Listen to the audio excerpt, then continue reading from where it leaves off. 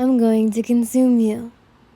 Well, this is not really how I pictured my evening going at all.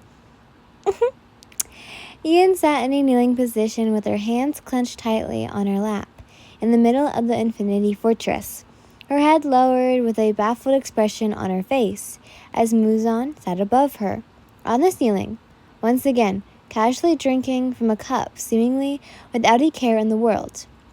After Nakime had called her there, after she was forced to the ground with Muzan's chilling gaze, she had to listen to this command.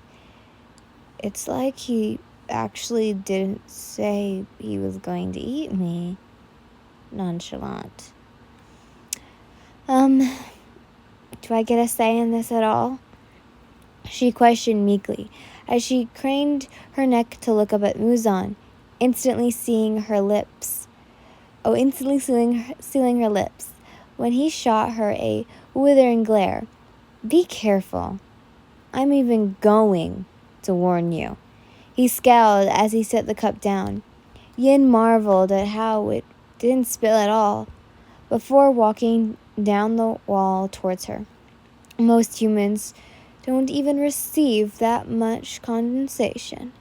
Peering down at her, he then unexpectedly grabbed her wrist and yanked her up, feeling with his finger on her pulse with intent before saying, "The only reason I'm telling you this now is because I have a reason to believe that your blood is infused with the blue spider lily."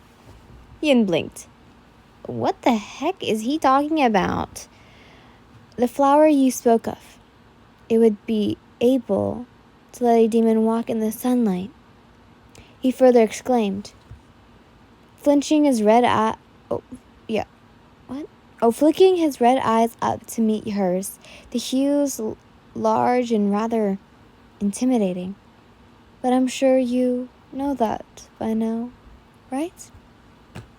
Right, she stuttered, trying to pull her hand back, only succeeded in having his grip tighten.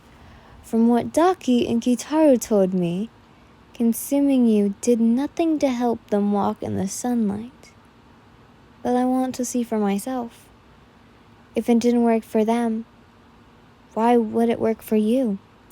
She tried to convince him, not too keen on dying for what seemed like the 9th time since she had transmitted into the anime. Literally, why would I need to die again over something that's already been proven? Why do you seem so frantic? He instantly asked, tilting his head to the side. Are you afraid that this regeneration power of yours is temporary? Wait, what? Yin's struggling stopped, and now all she could do was stare up at Muzan in shock. I never thought about it that way at all. Seems I was right.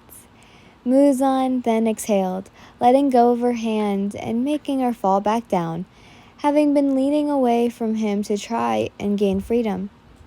You don't know anything at all about this ability of yours. How useless. Useless?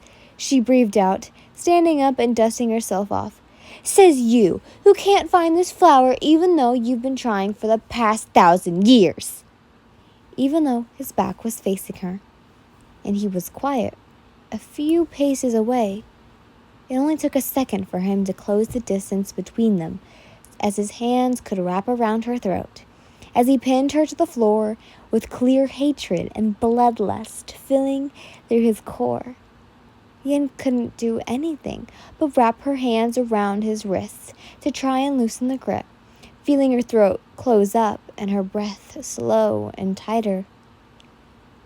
He squeezed. There's that fear, he snarled, veins sprawling across his forehead, now that he had snapped. That pretentious attitude of yours was really starting to irritate me. Fuck you, Yin managed to squeeze out, not letting out a gasp of pain. Afterwards, when Muzan stood and kicked her across the room. You humans. What about us humans, huh? She breathed out shakily as she stumbled forward, watching his head incline in slight surprise from how she was still alive. Her expression one of fury. What was about us makes you hate us so much? Is it because we have actual emotions? That we can go in and out of the sunlight? That we can actually... Muzan cut her off once more, slamming a hand against her mouth and shoving her against the wall. She let out a muffled howl in pain. Shit, this fucking hurts. Am I going to die like this again? Honestly, even after this, if Muzan sees me, he'll likely kill me once more. As Yin stared into Muzan's fiery eyes, feeling the strength in her body leave her, and her vision dim, she saw that his lips were twitching. His entire expression was...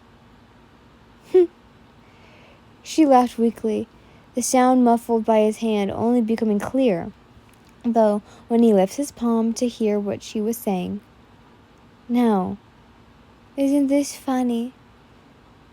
He glared down at her. You want to know what's pathetic, Muzan?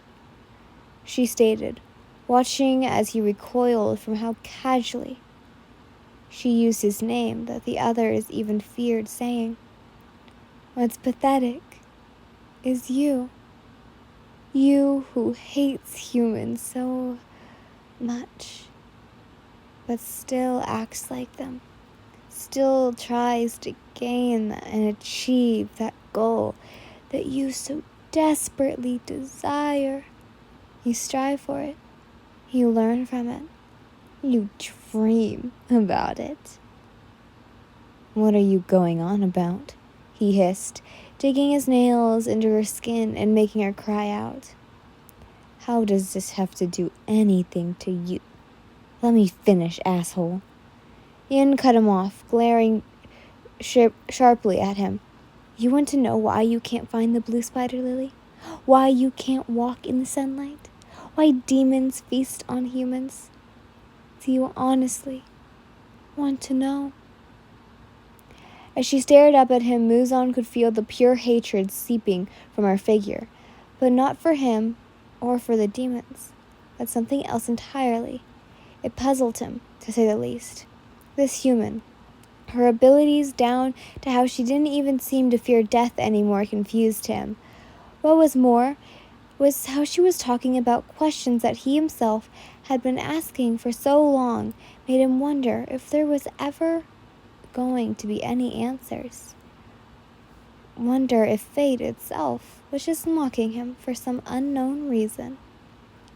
And so he was curious to see what this weak and pitiful human could offer him on her infinite deathbed.